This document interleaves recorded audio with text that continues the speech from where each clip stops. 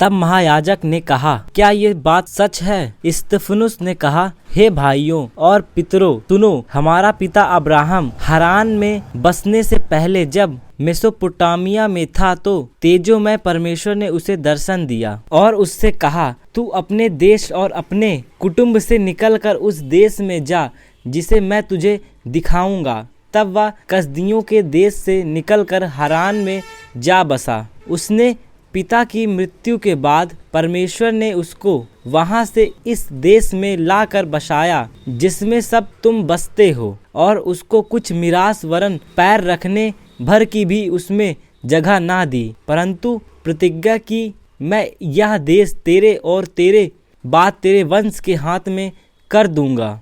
यद्यपि उस समय उसके कोई पुत्र भी ना था, और परमेश्वर ने यूं कहा, तेरी संतान के लोग पराए देश में परदेसी होंगे और वे उन्हें दास बनाएंगे और 400 वर्ष तक दुख देंगे। फिर परमेश्वर ने कहा, जिस जाति के वे दास होंगे उसको मैं दंड दूंगा, और इसके बाद वे निकलकर इसी जगह में मेरी सेवा करेंगे। और उसने उससे खतने की वाचा बांधी, और इसी दशा में इसहाक उससे उत्पन्न हुआ, और 8वें दिन उसका खतना किया गया, और इसहाक से याकूब और याकूब से 12 कुलपति उत्पन्न हुए। कुलपतियों ने यूसुफ से डाह करके उसे मिस्र देश जाने वालों के हाथ बेचा, परंतु परमेश्वर उसके साथ था और उसे उसके सब क्लेशों से छुड़ाकर मिस्र के राजा फिरौन की दृष्टि में अनुग्रह और बुद्धि प्रदान की, और उसने उसे मिस्र और अपने सारे घर पर हकीम नियुक्त किया। तब मिस्र और कनान के सारे देश में अकाल पड़ा, जिससे भारी क्लेश हुआ, और हमारे बाप दादाओं को अन्न नहीं मिलता था। परंतु याकूब ने यह सुनकर कि मिस्र में अनाज है, हमारे बाप दादाओं को पहली बार भेजा। दूसरी बार यूसुफ ने स्वयं को अपने भाइयों पर प्रकट किया, और यूसुफ की जाति फिरौन को मालूम हो गई। तब यूसुफ ने अपने पिता याकूब और अपने सारे कुटुंब को 75 व्यक्ति थे बुला भेजा। तब याकूब मिस्र में गया, और वह और हमारे बाप दादाएं मर गए। उनके शव शकेम में पहुंचाए जाकर उस कब्र में रखे गए जिसे अब्राहम ने चांदी देकर शकेम में हमोर की संतान से मोल लिया था। परंतु जब उस प्रतिज्ञा के पूरे होने पर समय निकट आया तो परमेश्वर ने अब्राहम से की थी, जो मिस्र में वे लोग बढ़ गए और बहुत हो गए। तब मिस्र में दूसरा राजा हुआ जो यूसुफ को नहीं जानता था। उसने हमारी जाति से चालाकी करके हमारे बाप दादाओं के साथ यहाँ तक बुरा व्यवहार किया कि उन्हें अपने बालकों को फेंक देना पड़ा कि वे जीवित न रहें। उस समय मूसा उत्पन्न हुआ। वह परमेश्वर की दृष्टि में बहुत ही सुंदर था। वह 3 महीने तक अपने पिता के घर में पाला गया। जब फेंक दिया गया तो फिरौन की बेटी ने उसे उठा लिया और अपना पुत्र करके पाला। मूसा को मिस्रियों की सारी विद्या पढ़ाई गई और वह वचन और कर्म दोनों में सामर्थी था। जब वह 40 वर्ष का हुआ तो उसके मन में आया कि अपने इजरायली भाइयों से भेंट करूं। उसने एक व्यक्ति पर अन्याय होते देखकर उसे बचाया और मिस्री को मारकर सताए हुओं का पलटा लिया। उसने सोचा कि उसके भाई समझेंगे कि परमेश्वर उसके हाथों से उनका उद्धार करेगा, परंतु उन्होंने ना समझा। दूसरे दिन जब वे आपस में लड़ रहे थे तो वहाँ आ निकला और यह कह के उन्हें मेल करने के लिए समझाया, हे पुरुष, तुम तो भाई भाई हो, एक दूसरे पर क्यों अन्याय करते हो? परंतु जो अपने पड़ोसी पर अन्याय कर रहा था उसने उसे यह कहकर हटा दिया, तुझे किसने हम पर हकीम और न्यायी ठहराया है? क्या जिस रीति से तूने कल मिस्री को मार डाला, मुझे भी मार डालना चाहता है? यह बात सुनकर मूसा भागा और मिघान देश में परदेशी होकर रहने लगा और वहां उसके 2 पुत्र उत्पन्न हुए। जब पूरे 40 वर्ष बीत गए तो एक स्वर्गदूत ने सीनै पहाड़ के जंगल में उसे जलती हुई झाड़ी की ज्वाला में दर्शन दिया। मूसा को यह दर्शन देखकर आश्चर्य हुआ और देखने के लिए वह पास गया तो प्रभु का यह शब्द हुआ, मैं तेरे बाप दादों अब्राहम, इसहाक और याकूब का परमेश्वर हूँ। तब तो मूसा कांप उठा, यहाँ तक कि उसे देखने का हियाव न रहा। तब प्रभु ने उससे कहा, अपने पांवों से जूती उतार ले, क्योंकि जिस जगह तू खड़ा है वह पवित्र भूमि है। मैंने सचमुच अपने लोगों की जो मिस्र में है दुर्दशा को देखा है और उनकी आह और उनका रोना सुना है, इसलिए उन्हें छुड़ाने के लिए उतरा हूँ। अब आ, मैं तुझे मिस्र में भेजूंगा। जिस मूसा को उन्होंने यह कहकर नकारा था, तुझे किसने हम पर हाकिम और न्यायी ठहराया है, उसी को परमेश्वर ने हकीम और छुड़ाने वाला ठहरा कर उस स्वर्गदूत के द्वारा जिसने उसे झाड़ी में दर्शन दिया था भेजा। यह व्यक्ति मिस्र और लाल समुद्र और जंगल में 40 वर्ष तक अद्भुत काम और चिन्ह दिखा दिखाकर उन्हें निकाल लाया। यह वही मूसा है जिसने इज़राइल से कहा, परमेश्वर तुम्हारे भाइयों में से तुम्हारे लिए मुझ सा भविष्यद्वक्ता उठाएगा। यह वही है जिसने जंगल में कलीसिया के बीच उस स्वर्गदूत के साथ सीनै पहाड़ पर उससे बातें की और हमारे बाप दादों के साथ था। उसी को जीवन वचन मिले कि हम तक पहुँचाएं, परंतु हमारे बाप दादों ने उसकी मानना न चाहा, वरन उसे हटाकर अपने मन मिस्र की ओर फेरे और हारून से कहा, हमारे लिए ऐसा देवता बना जो हमारे आगे आगे चले, क्योंकि यह मूसा जो हमें मिस्र देश से निकाल लाया है, हम नहीं जानते उसे क्या हुआ। उस दिन में उन्होंने एक बछड़ा बनाकर उसकी मूरत के आगे बलि चढ़ाई और अपने हाथों के कामों में मगन होने लगे। अतः परमेश्वर ने मुंह मोड़कर उन्हें छोड़ दिया कि आकाशगण को पूजे, जैसा भविष्यद्वक्ता की पुस्तक में लिखा है, हे इज़राइल के घराने, क्या तुम जंगल में 40 वर्ष तक पशु बलि और अन्य बलि मुझ ही को चढ़ाते रहे? तुम मेलेक के तंबू और रिफान देवता के तारे को लिए फिरते थे, अर्थात उन मूर्तियों को जिन्हें तुमने दंडवत करने के लिए बनाया था। अतः मैं तुम्हें बेबीलोन के परे ले जाकर बसाऊंगा।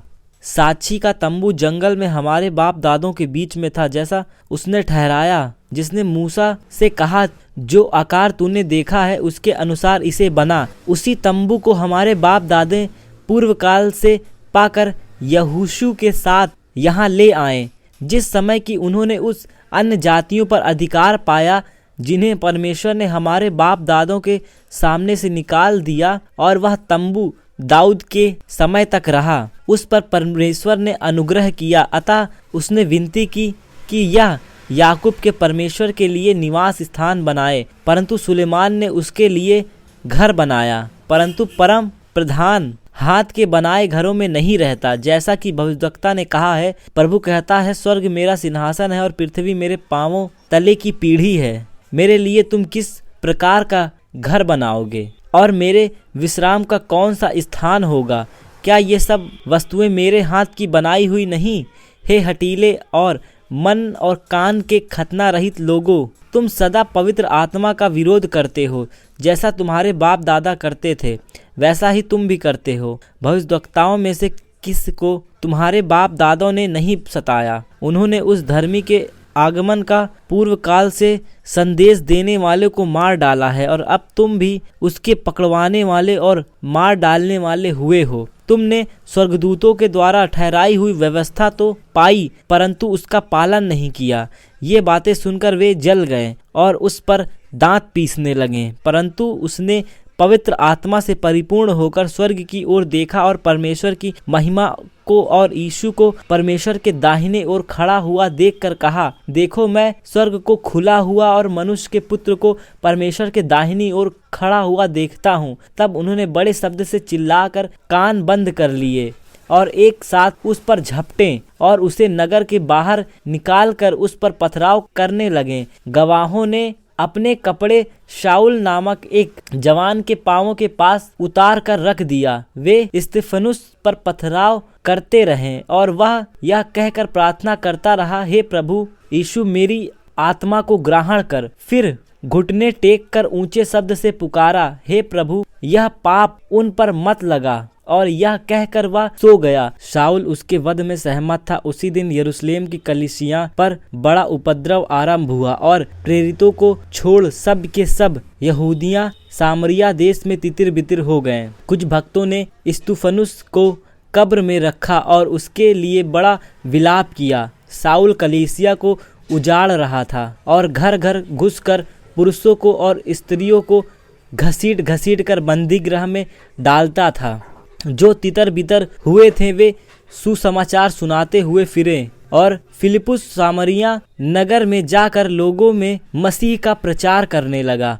जो बातें फिलिप्पुस ने कही उन्हें लोगों ने सुनकर और जो चिन्ह वह दिखाता था उन्हें देख कर एक चित्त होकर मन लगाया, क्योंकि बहुतों में से अशुद्ध आत्माएं बड़े शब्द से चिल्लाती हुई निकल गईं और बहुत से लकवे के रोगी और लंगड़े भी अच्छे किए गए और उस नगर में बड़ा आनंद छा गया। इससे पहले उस नगर में शमौन नामक एक मनुष्य था जो जादू टोना करके सामरिया के लोगों को चकित करता और अपने आप को एक बड़ा पुरुष बताता। छोटे से बड़े तक सब उसका सम्मान कर कहते थे, यह मनुष्य परमेश्वर की वह शक्ति है जो महान कहलाती है। उसने बहुत दिनों से उन्हें अपने जादू के कामों से चकित कर रखा था, इसीलिए वे उसको बहुत मानते थे। परंतु जब उन्होंने फिलिप्पुस का विश्वास किया जो परमेश्वर के राज्य और यीशु के नाम का सुसमाचार सुनाता था, तो लोग क्या पुरुष का स्त्री बपतिस्मा लेने लगे। सब शमौन ने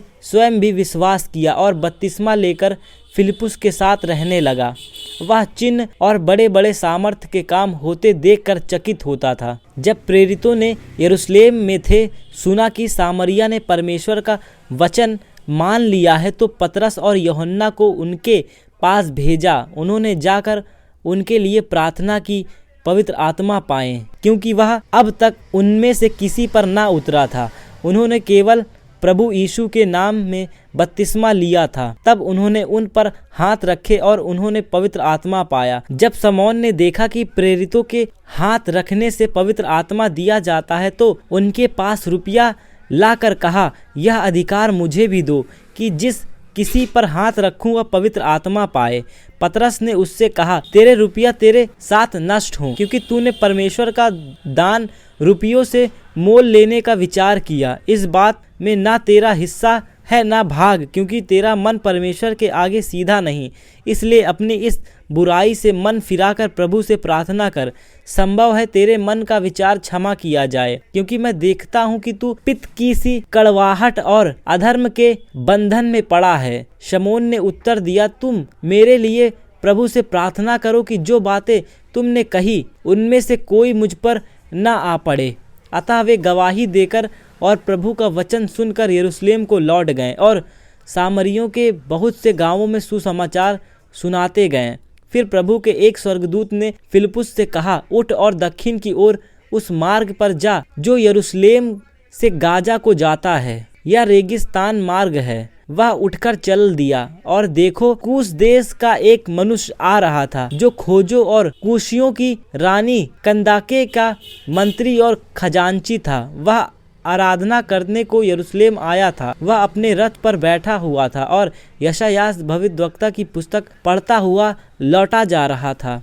तब आत्मा ने फिलिप्पुस से कहा, निकट जाकर इस रथ के साथ हो ले। फिलिप्पुस उसकी ओर दौड़ा और उसे यशायाह भविष्यद्वक्ता की पुस्तक पढ़ते हुए सुना और पूछा, तू जो पढ़ रहा है क्या उसे समझता भी है? उसने कहा, जब तक कोई मुझे न समझाए तो मैं कैसे समझूं? और उसने फिलिप्पुस से विनती की कि वह चढ़कर उसके पास बैठे। पवित्र शास्त्र का जो अध्याय वह पढ़ रहा था वह यह था, वह भेड़ के समान वध होने को पहुंचाया गया और जैसा मेमना अपने ऊन कतरवाने वालों के सामने चुपचाप रहता है, वैसे ही उसने भी अपना मुंह ना खोला। उसकी दीनता में उसका न्याय नहीं हो न पाया। उसके समय के लोग का वर्णन कौन करेगा, क्योंकि पृथ्वी से उसका प्राण उठा लिया जाता है। इस पर खोजे ने फिलिप्पुस से पूछा, मैं तुझसे विनती करता हूँ, यह बता कि भविष्यद्वक्ता या किसके विषय में कहता है, अपने या किसी दूसरे के विषय में? तब फिलिप्पुस ने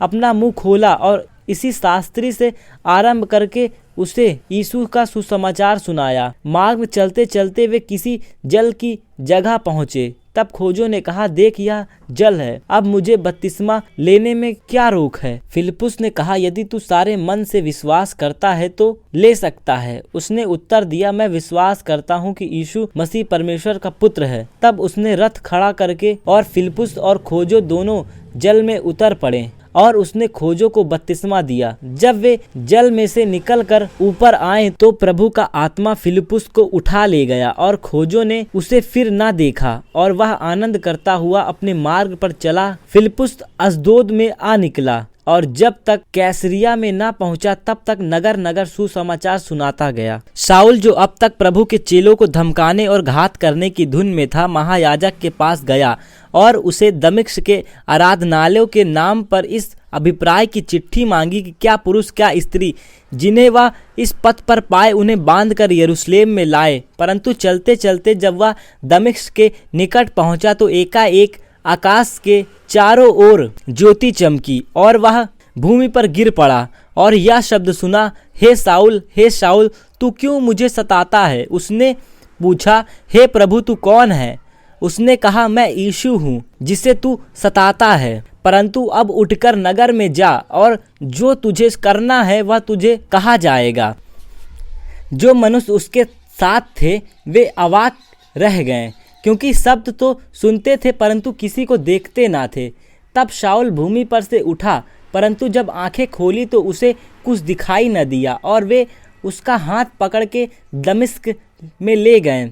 वह 3 दिन तक ना देख सका और ना खाया और ना पिया। दमिश्क में हनन्याह नामक एक चेला था। उससे प्रभु ने दर्शन में कहा, हे हनन्याह। उसने कहा, हाँ प्रभु।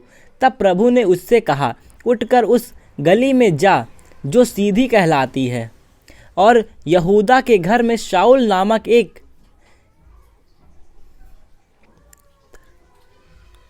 तरसुसवासी को पूछ, क्योंकि देख वह प्रार्थना कर रहा है। और उसने हनन्याह नामक एक पुरुष को भीतर आते और अपने ऊपर हाथ रखते देखा ताकि फिर से दृष्टि पाए।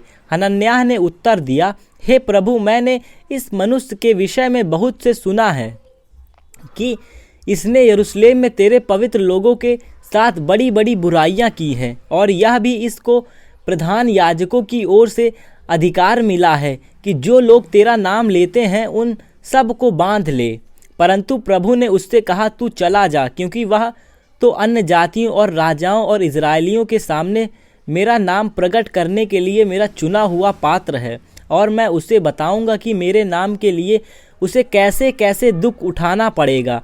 तब हनन्याह उठकर उस घर में गया और उस पर अपना हाथ रखकर कहा, हे भाई शाऊल, प्रभु अर्थात यीशु जो उस रास्ते में जिससे तू आया तुझे दिखाई दिया था, उसी ने मुझे भेजा है कि तू फिर दृष्टि पाए और पवित्र आत्मा से परिपूर्ण हो जाए।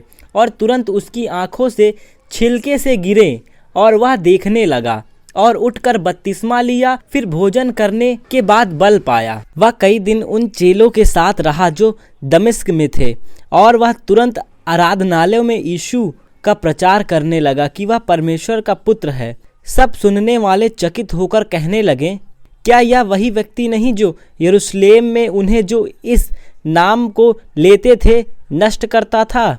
और यह भी इसीलिए आया था कि उन्हें बांधकर प्रधान याजकों के पास ले जाए। परंतु शाऊल और भी सामर्थी होता गया और इस बल का प्रमाण दे देकर कि मसीह यही है, दमिश्क के रहने वाले यहूदियों का मुंह बंद करता रहा। जब बहुत दिन बीत गए तो यहूदियों ने मिलकर उसे मार डालने का षड्यंत्र रचा, परंतु उनका षड्यंत्र शाऊल को मालूम हो गया। वे तो उसे मार डालने के लिए रात दिन फाटकों पर घात में लगे रहते थे। परंतु रात को उसके चेलों ने उसे टोकरे में बैठाया और शहर पनाह पर से लटका कर उतार दिया। यरूशलेम में पहुंचकर उसने चेलों के साथ मिल जाने का प्रयत्न किया, परंतु सब उससे डरते थे क्योंकि उनको विश्वास न होता था कि वह भी चेला है। परंतु बरनबास ने उसे अपने साथ प्रेरितों के पास ले जाकर उसको बताया कि इसने किस रीति से मार्ग में प्रभु को देखा और उसने इससे बातें की। फिर दमिश्क में इसने कैसे हियाव से यीशु के नाम से प्रचार किया और उनके साथ यरूशलेम में आता जाता रहा और निधड़क होकर प्रभु के नाम से प्रचार करता था और यूनानी भाषा बोलने वाले यहूदियों के साथ बातचीत और वाद विवाद करता था, परंतु वे इसे मार डालने का यत्न करने लगे। यह जानकर भाई उसे कैसरिया ले गए और तरसुस को भेज दिया। इस प्रकार सारे यहूदी और गलील और सामरिया में कलीसिया को चैन मिला और उसकी उन्नति होती गई और वह प्रभु के भय और पवित्र आत्मा की शांति में चलती और बढ़ती गई। फिर ऐसा हुआ कि पतरस हर जगह फिरता हुआ उन पवित्र लोगों के पास भी पहुंचा जो लुद्दा में रहते थे। वहां उसे एनियास नामक लकवे का रोगी एक मनुष्य मिला जो 8 वर्ष से खाट पर पड़ा था। पतरस ने उससे कहा, हे एनियास, यीशु मसीह तुझे चंगा करता है, उठ अपना बिछौना बिछा। तब वह तुरंत उठ खड़ा हुआ। तब लुद्दा और शरोन के सब रहने वाले उसे देखकर प्रभु की ओर फिरे। यफा में तबीता अर्थात दोरकस नामक एक विश्वासिनी रहती थी। वह बहुत से भले भले काम और दान किया करती थी और उन्हीं दिनों में वह बीमार होकर मर गई और उन्होंने उसे नहलाकर अटारी में रख दिया, इसलिए कि लुद्दा याफा ने निकट था। चेलों ने यह सुनकर कि पतरस वहाँ है, 2 मनुष्य भेजकर उससे विनती की, हमारे पास आने में देर ना कर। तब पतरस उठकर उनके साथ हो लिया और जब वहाँ पहुँचा तो वे उसे उस अटारी पर ले गए। तब विधवाएं रोती हुई उसके पास आप खड़ी हुईं और जो कुर्ते और कपड़े दोरकास ने उसके साथ रहते हुए बनाए थे दिखाने लगी। तब पतरस ने सबको बाहर कर दिया और घुटने टेककर प्रार्थना की और शव की ओर देखकर कहा, हे तबीता उठ। तब उसने अपनी आंखें खोल दी और पतरस को देखकर उठ बैठी। उसने हाथ देकर उसे उठाया और पवित्र लोगों और विधवाओं को बुलाकर उसे जीवित दिखा दिया। यह बात सारे यफा में फैल गई और बहुतेरों ने प्रभु पर विश्वास किया। और पतरस यफा में शमौन नामक किसी चमड़े का धंधा करने वाले के यहाँ बहुत दिन तक रहा। कैसरिया में कुरनेलियुस नामक एक मनुष्य था जो इतलियानी नामक पलटन का सूबेदार था। वह भक्त था और अपने सारे घराने समेत परमेश्वर से डरता था और यहूदी लोगों को बहुत दान देता था और बराबर परमेश्वर से प्रार्थना करता था। उसने दिन के 3 पहर के निकट दर्शन में स्पष्ट रूप से देखा कि परमेश्वर का एक स्वर्गदूत उसके पास भीतर आकर कहता है, हे कुरनेलियुस। उसने उसे ध्यान से देखा और डर कर कहा, हे प्रभु, क्या है? उसने उससे कहा, तेरी प्रार्थना और तेरा दान स्मरण के लिए परमेश्वर के सामने पहुँचे हैं और सब याफा में मनुष्य भेजकर शमौन को जो पतरस कहलाता है बुलवा ले। वह शमौन चमड़े का धंधा करने वाले के यहाँ अतिथि है, जिसका घर समुद्र के किनारे है। जब वह स्वर्गदूत जिसने उससे बातें की थी चला गया तो उसने 2 सेवक और 2 उसके पास उपस्थित रहा करते थे, उनमें से एक भक्त सिपाही को बुलाया और उन्हें सब बातें बताकर याफा को भेजा। दूसरे दिन जब वे चलते चलते नगर के पास पहुँचे तो दोपहर के निकट पतरस छत पर प्रार्थना करने चढ़ा। उसे भूख लगी और कुछ खाना चाहता था, परंतु जब वे तैयारी कर रहे थे तो वह बेसुधा हो गया और उसने देखा कि आकाश खुल गया और एक पात्र बड़ी चादर के समान चारों कोनों से लटका हुआ पृथ्वी की ओर उतर रहा है, जिसमें पृथ्वी के सब प्रकार के चौपाए और रेंगने वाले जंतु और आकाश के पक्षी थे। उसे एक ऐसा शब्द सुनाई दिया, हे पतरस, उठ, मार और खा। परंतु पतरस ने कहा, नहीं प्रभु, कदापि नहीं, क्योंकि मैंने कभी कोई अपवित्र या अशुद्ध वस्तु नहीं खाई है। फिर दूसरी बार उसे शब्द सुनाई दिया, जो कुछ परमेश्वर ने शुद्ध ठहराया है उसे तू अशुद्ध मत कह। 3 बार ऐसा ही हुआ। तब तुरंत वह पात्र आकाश पर उठा लिया गया। जब पतरस अपने मन में दुविधा में था कि यह दर्शन जो मैंने देखा वह क्या हो सकता है, तो देखा वे मनुष्य जिन्हें कुरनेलियुस ने भेजा था शमौन के घर का पता लगाकर द्वार पर आ खड़े हुए और पुकार कर पूछने लगे, क्या शमौन जो पतरस कहलाता है यही अतिथि है? पतरस जो उस दर्शन पर सोच रहा था कि आत्मा ने उससे कहा, देख 3 मनुष्य तेरी खोज में हैं, अतः उठकर नीचे जा और निसंकोच उनके साथ हो ले, क्योंकि मैं ही ने उसे भेजा है।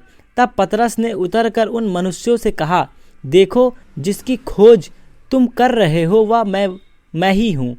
तुम्हारे आने का क्या कारण है? उन्होंने कहा, कुरनेलियुस सूबेदार, जो धर्मी और परमेश्वर से डरने वाला और सारी यहूदी जाति में सुनाम मनुष्य है, उसने एक पवित्र स्वर्गदूत से यह निर्देश पाया है कि तुझे अपने घर बुलाकर तुझसे वचन सुने। तब उसने उन्हें भीतर बुलाकर उनकी पहुनाई की। दूसरे दिन वह उनके साथ गया और याफा के भाइयों में से कुछ उसके साथ हो लिए। दूसरे दिन वे कैसरिया पहुँचे और कुरनेलियुस अपने कुटुंबियों और प्रिय मित्रों को इकट्ठा करके उनकी बाट जोह रहा था। जब पतरस भीतर आ रहा था तो कुरनेलियुस ने उससे भेंट की और उसके पांवों पर गिरकर उसे प्रणाम किया, परंतु पतरस ने उसे उठाकर कहा, खड़ा हो, मैं भी तो मनुष्य हूँ। और उसके साथ बातचीत करता हुआ भीतर गया और बहुत से लोगों को इकट्ठा देखकर उसने कहा, तुम जानते हो कि अन्य जाति की संगति करना या उनके यहाँ जाना यहूदी के लिए अधर्म है, परंतु परमेश्वर ने मुझे बताया है कि किसी मनुष्य को अपवित्र या अशुद्ध ना कहूँ। इसीलिए मैं जब बुलाया गया तो बिना कुछ कहे चला आया। अब मैं पूछता हूँ कि मुझे किस काम के लिए बुलाया गया है?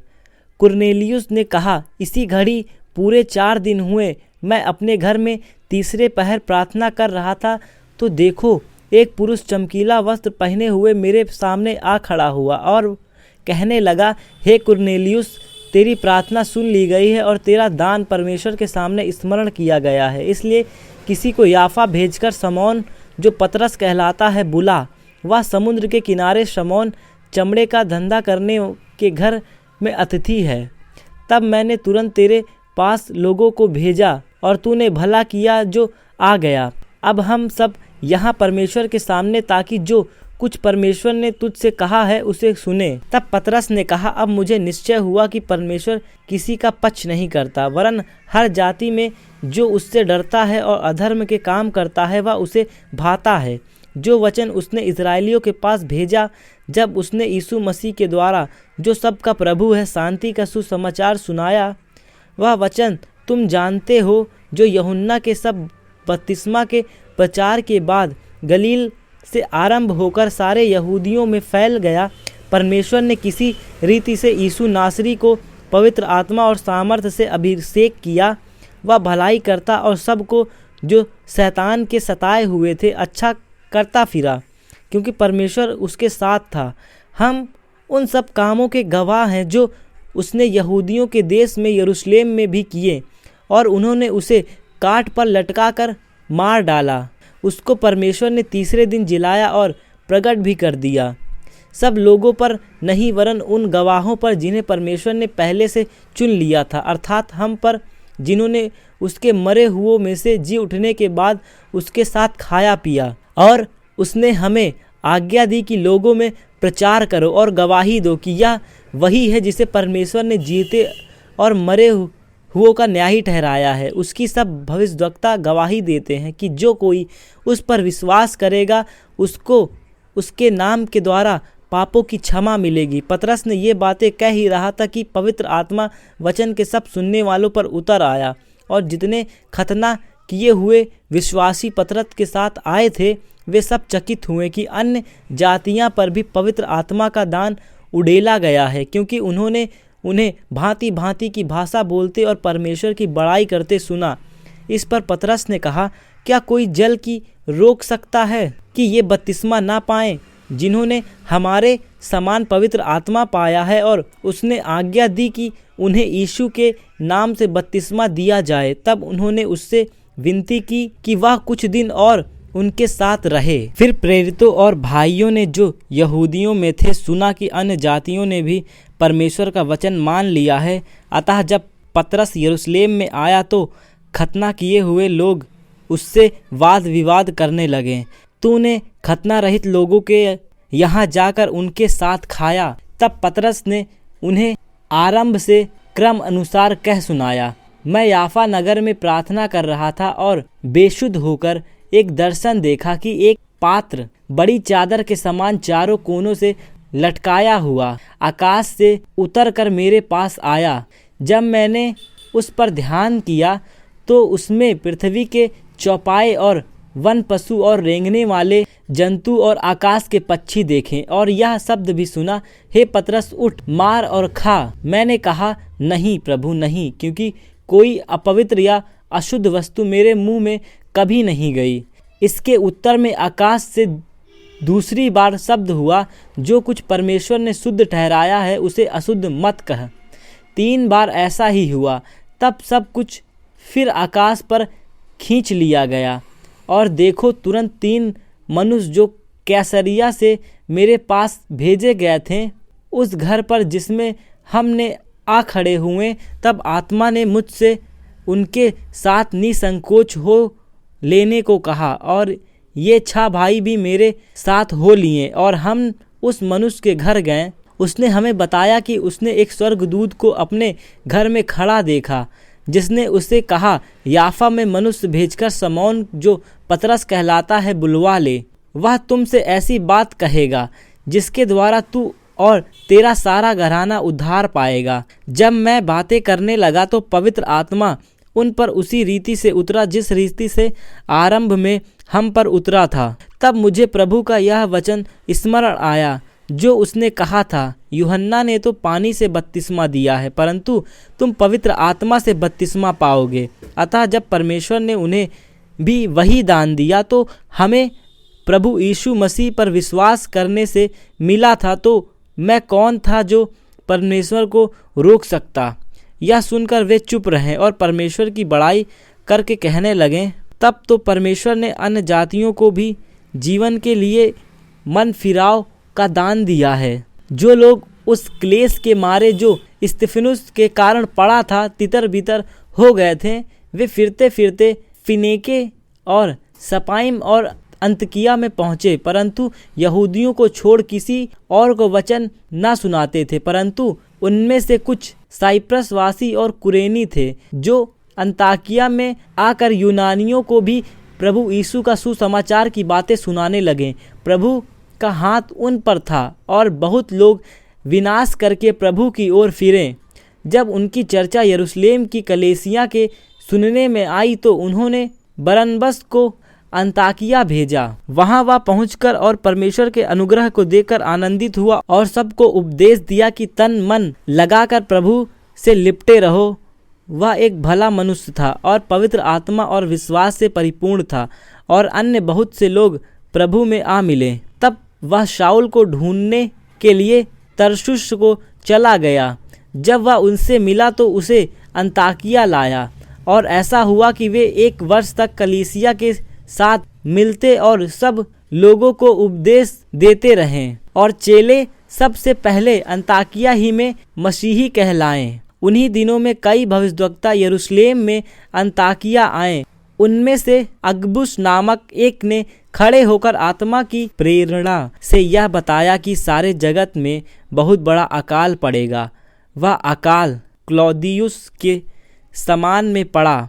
तब चेलों ने निर्णय किया कि हर एक अपनी अपनी पूंजी के अनुसार यहूदियों में रहने वाले भाइयों की सहायता के लिए कुछ भेजे।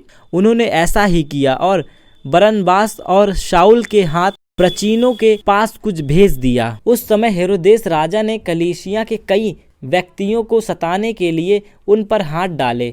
उसने यूहन्ना के भाई याकूब को तलवार से मरवा डाला। जब उसने देखा कि यहूदी लोग इससे आनंदित होते हैं तो उसने पतरस को भी पकड़ लिया। वे दिन अख़मीरी रोटी के दिन थे। उसने उसे पकड़ के बंदी गृह में डाला और 4-4 सिपाहियों के 4-4 पहरे में रखा, इस विचार से कि फसह के बाद उसे लोगों के सामने लाए। बंदी गृह में पतरस बंद था, परंतु कलीसिया उसके लिए लौ लगाकर परमेश्वर से प्रार्थना कर रही थी। जब हेरोदेस उसे लोगों के सामने लाने को था, उसी रात पतरस 2 जंजीर से बंधा हुआ 2 सिपाहियों के बीच में सो रहा था और पहरुओं द्वार पर बंदी गृह की रखवाली कर रहे थे। तो देखो, प्रभु का एक स्वर्गदूत आ खड़ा हुआ और उस कोठरी में ज्योति चमकी और उसने पतरस की पसली पर हाथ मारा और उसे जगाया और कहा, उठ जल्दी कर। और उसके हाथों से जंजीर खुलकर गिर पड़ी। तब स्वर्गदूत ने उससे कहा, कमर बांध और अपने जूते पहन ले। उसने वैसा ही किया। फिर उसने उससे कहा, अपना वस्त्र पहनकर मेरे पीछे हो ले। वह निकलकर उसके पीछे हो लिया, परंतु यह जानता ना था कि जो कोई स्वर्गदूत कर रहा है वह सच है, वरन यह समझा कि मैं दर्शन देख रहा हूँ। तब वे पहले और दूसरे पहर से निकलकर उस लोहे के फाटक पर पहुँचे जो नगर की ओर हैं। वह उनके लिए आप से आप खुल गया और वे निकलकर एक ही गली होकर गए और तुरंत ही स्वर्गदूत उसे छोड़कर चला गया। तब पतरस ने सचेत होकर कहा, अब मैंने सच जान लिया है कि प्रभु ने अपना स्वर्गदूत भेजकर मुझे हेरोदेस के हाथ से छुड़ा लिया है और यहूदियों की सारी आशा तोड़ दी है। यह जानकर वह उस यूहन्ना की माता मरियम के घर गया जो मरकुस कहलाता है। वह बहुत से लोग इकट्ठा होकर प्रार्थना कर रहे थे। जब उसने फाटक की खिड़की खटखटाई तो रूदे नामक एक दासी देखने को आई। पतरस का शब्द पहचान कर उसने आनंद के मारे फाटक न खोला, परंतु दौड़कर भीतर गई और बताया कि पतरस द्वार पर खड़ा है। उन्होंने उससे कहा, तू पागल है, परंतु वह दृढ़ता से बोली कि ऐसा ही है। तब उन्होंने कहा, उसका स्वर्गदूत होगा, परंतु पतरस खटखटाता ही रहा। अतः उन्होंने खिड़की खोली और उसे देखकर चकित रह गए। तब उसने उन्हें हाथ से संकेत किया कि चुप रहे और उनको बताया कि प्रभु किस रीति से बंदी गृह से निकाल लाया है। फिर कहा, याकूब और भाइयों को यह बात बता देना। तब निकलकर दूसरी जगह चला गया। भोर को सिपाहियों में बड़ी हलचल मच गई कि पतरस का क्या हुआ। जब हेरोदेस ने उसकी खोज की और ना पाया तो पहरुओं की जांच करके आज्ञा दी कि वे मार डाले जाएं, और वह यहूदियों को छोड़कर कैसरिया में जाकर रहने लगा। हेरोदेस सूर और सैदा के लोगों से बहुत अप्रसन्न था, इसलिए वे एक चित होकर उसके पास आए और बलास्तुस को, जो राजा का एक कर्मचारी था, मनाकर मेल करना चाहा, क्योंकि राजा के देश से उसके देश का पालन पोषण होता था। ठहराए हुए दिन हेरोदेस राजवस्त्र पहनकर सिंहासन पर बैठा और उनको व्याख्यान देने लगा। तब लोग पुकार उठे, यह तो मनुष्य का नहीं, ईश्वर का शब्द है।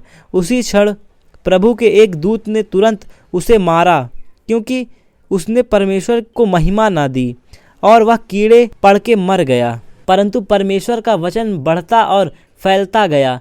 जब बरनबास और शाऊल अपनी सेवा पूरी कर चुके तो यूहन्ना को, जो मरकुस कहलाता है, साथ लेकर यरूशलेम से लौटे।